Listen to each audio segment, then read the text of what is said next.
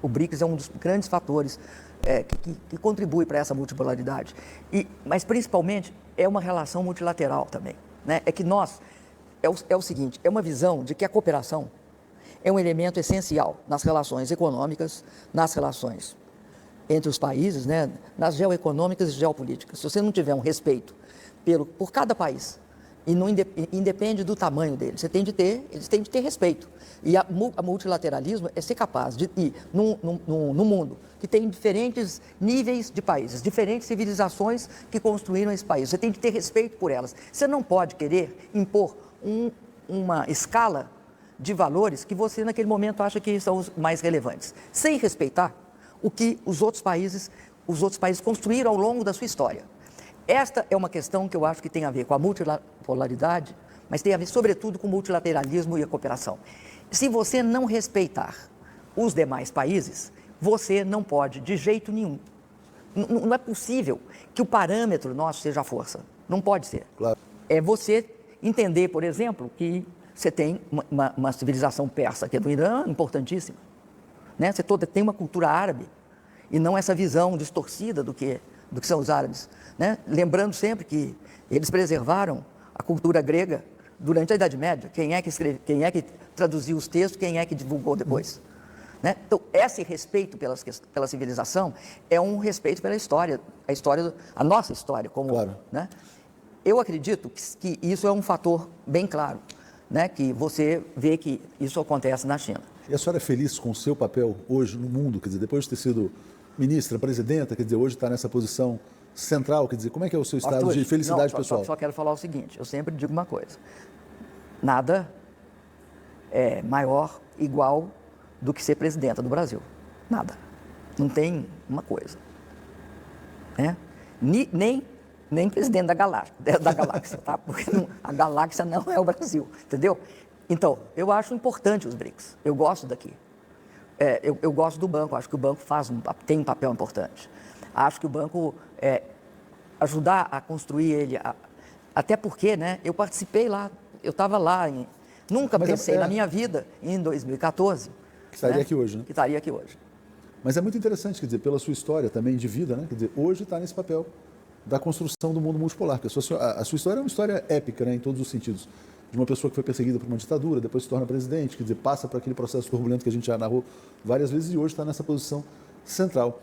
Então, para a gente encerrar essa entrevista que eu mais uma vez agradeço e reputo muito importante, queria te pedir para deixar uma mensagem final para as pessoas que estão assustadas com o mundo em que estamos vivendo, né? Que estão vendo isso que a gente já falou um pouquinho, né? Muita incerteza, muita insegurança, e assim, quer dizer, esse fenômeno da extrema-direita também ganhando força em vários países. A senhora tem confiança, assim, quer dizer, no futuro compartilhado da humanidade, que eu acho que os BRICS estão ajudando a construir? Olha, eu acho que a grande esperança nossa é isso, é o futuro compartilhado de toda a humanidade. Se você não tiver um futuro compartilhado, né, você vai ter sempre esse absurdo, que é você ter gente num momento em que a humanidade, né, chegou a um ponto que ela tem acesso às forças extremamente poderosas, que é a tecnologia. Nós chegamos a um ponto, né, que nós não temos mais, nós não podemos deixar mais que a fome ocorra. As guerras. Não, eu vou falar da fome primeiro, tá? Porque a guerra também leva à fome. Nem que a pobreza extrema deixe milhões de pessoas ameaçadas de morte em momentos de paz. Que paz é essa também? Eu acho que guerras é a coisa que a humanidade tem de ultrapassar. Mas, sobretudo, só pode fazer isso se tiver cooperação, se tiver multilateralismo, se tiver compreensão do que é estar no mundo comum. E não é possível que a gente não perceba que a força é nossa. Só tem uma coisa que é a grande força da humanidade, é a própria. Então, essa capacidade de construir isso é de cada um de nós, não é só de um órgão.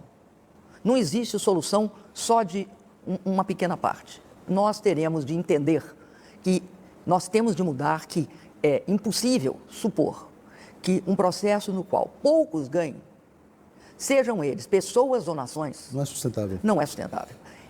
E se for sustentável num determinado tempo, esse é um tempo que vai ter guerras, fome e desigualdade profunda. Então, nós estamos numa fase que eu acho que Quando que você imaginaria, tá, que uma máquina poderia fazer um diagnóstico baseado em imagens preciso de você? Né? Nós estamos caminhando para o momento em que nós conseguimos fazer a máquina fazer isso. Mas quem conseguiu fomos nós. Uma máquina não faz nada por si mesma. Ela não fala por si mesma. Ela não pensa por si mesma.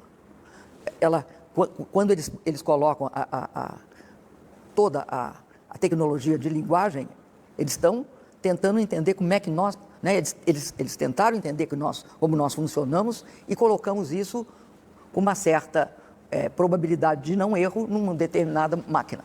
Isso é um grande passo, Atucho. O que não é possível é isso ser usado por um grupo de pessoas super ricas. Claro. Então eu quero falar uma coisa para você. Eu acho que teve um momento muito importante neste mês passado, que foi o DeepSeek. Por quê? O que é que tem no DeepSeek que eu admiro?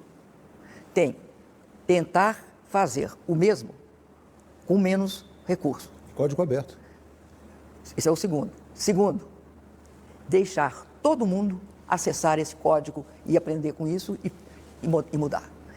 E, ao mesmo tempo, acabou com aquela história que tem um grupo, né, selecionado de pessoas ou de empresas que criam, pela quantidade de dinheiro que tem, uma barreira à entrada de quaisquer outros.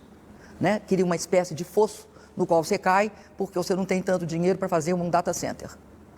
O que o DeepSeek mostra? O DeepSeek mostra que mesmo quando tentam barrar o investimento tecnológico, a inovação baseada nesse investimento, você não consegue superar o quê?